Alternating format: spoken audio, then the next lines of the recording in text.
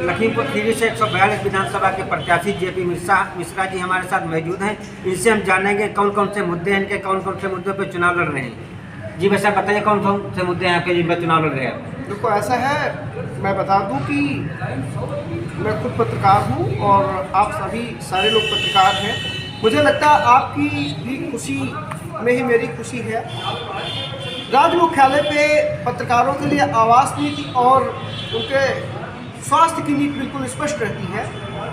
अगर राज्य मुख्यालय पे स्वास्थ्य नीति बन सकती है, आवास की नीति बन सकती है, तो मुझे लगता है गांव देहात में रहने वाला पत्रकार और जिला मुख्यालय पर रहने वाले पत्रकार के लिए आवास नीति और स्वास्थ्य की नीति क्यों नहीं हो सकती। हम इस पर काम करेंगे। पत्रकारों के लिए आप क्या करेंगे अगर आप चुनाव जीत जाते हैं। प्रस्तावित आवास विकास कॉलोनी में जो लखीमपुर मुख्यालय पे है, उस पर आप सबको आवास दिलवाने के लिए काम करूंगा।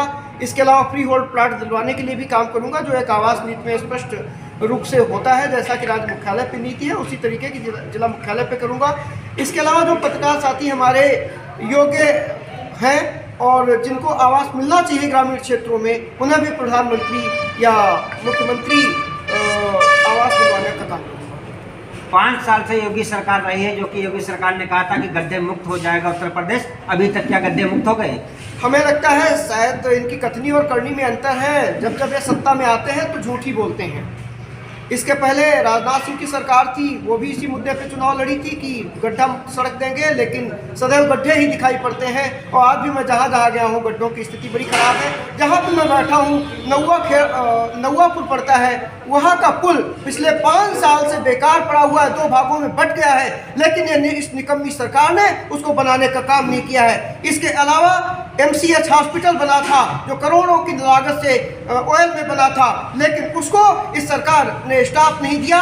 इस कारण सैकड़ों मौतें कोरोना काल में हमारे लखीमपुर खीरी में हो गई। अगर वो अस्पताल चालू हुआ होता तो ऑक्सीजन की पर्याप्त व्यवस्था होती, स्टाफ होता, तो इतनी मौतें शायद नहीं होती।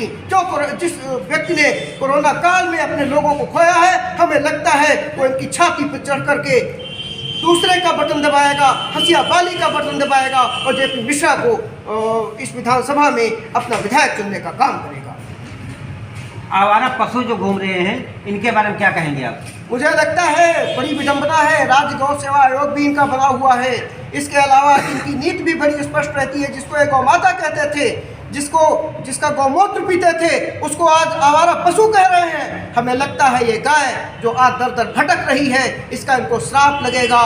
मैं तो अभी लखीमपुर से आ रहा था, मैंने देखा एक सांड चल नहीं पा रहा था, उसके कीड़े पड़े हुए थे।